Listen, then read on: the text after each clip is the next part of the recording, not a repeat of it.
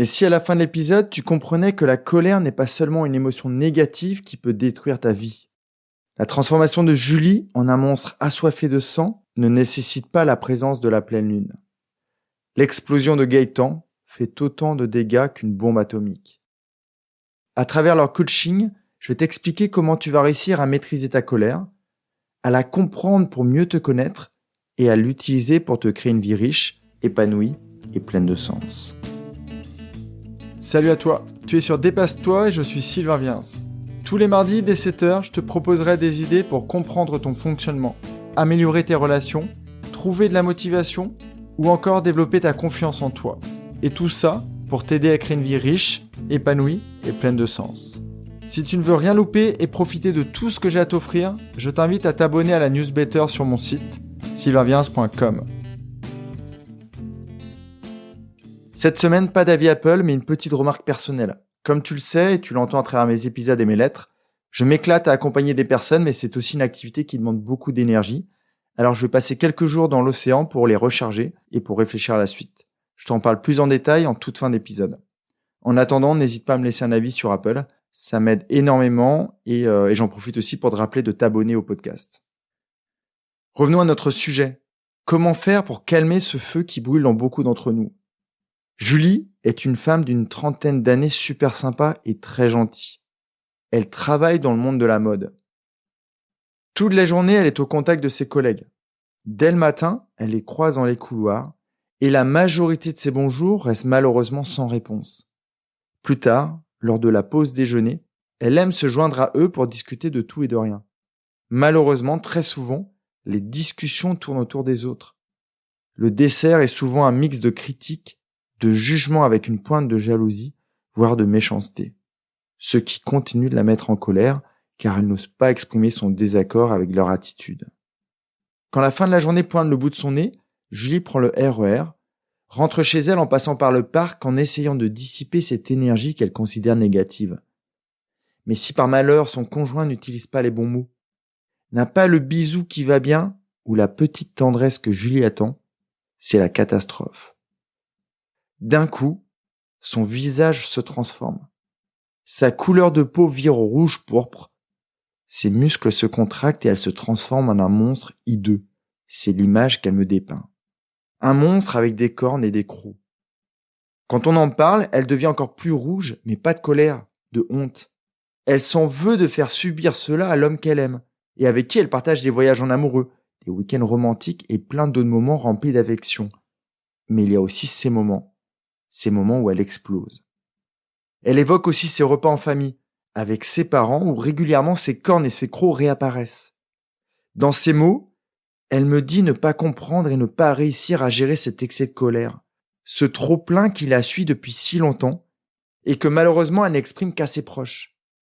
Elle se rend compte qu'ils n'y sont pour rien, mais c'est plus fort qu'elle. Elle n'arrive pas à contrôler ce démon en elle.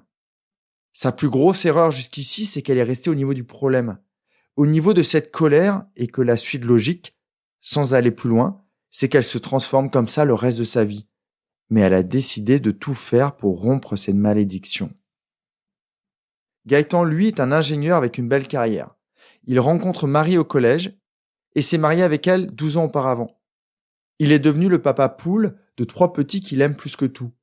Mais c'est aussi là que le bas blesse.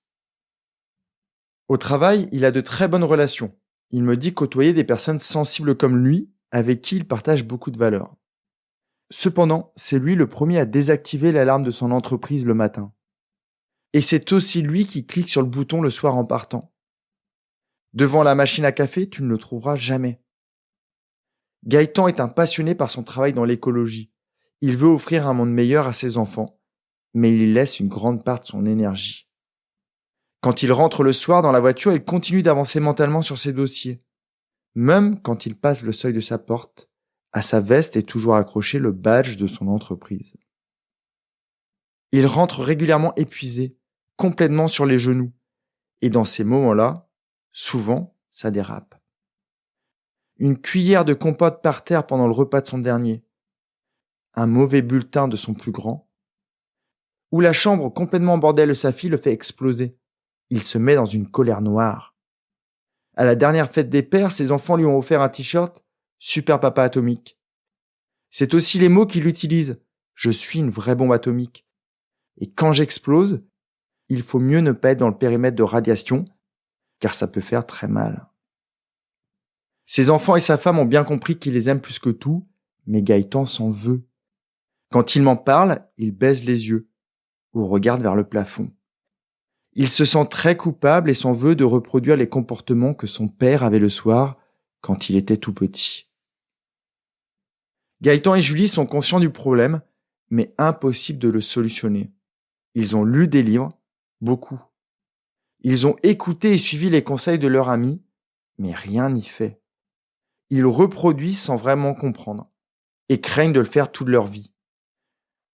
Dans un premier temps, je les félicite, car ils ont compris ce que beaucoup ne comprennent pas. Ces managers qui passent leur nerfs sur leurs équipes. Ces personnes qui passent leur temps à klaxonner dans les embouteillages. Ou qui insultent et jugent tout leur entourage. Gaëtan et Julie ont pris conscience que leur comportement ne leur convient pas. Malheureusement, ils n'arrivent pas à changer. C'est plus fort qu'eux. Ils en ont marre des impacts sur les autres. Et surtout, ils savent que ces comportements les freinent dans cette envie d'une vie fluide et sereine.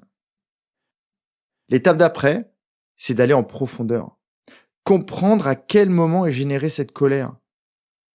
Quand on klaxonne par colère, très souvent, c'est parce qu'un conducteur nous a mis en danger ou parce qu'il a eu un comportement qui ne nous plaît pas. Quand on frappe quelqu'un, quand on injure quelqu'un, on répond à un de nos besoins, même si la réaction ne nous plaît pas et paraît complètement disproportionnée. Quand Gaëtan explose sur son fils qui est au collège, parce que ce dernier a ramené un carton à la maison, il peut y avoir plusieurs causes. Très rapidement, on va dans le détail.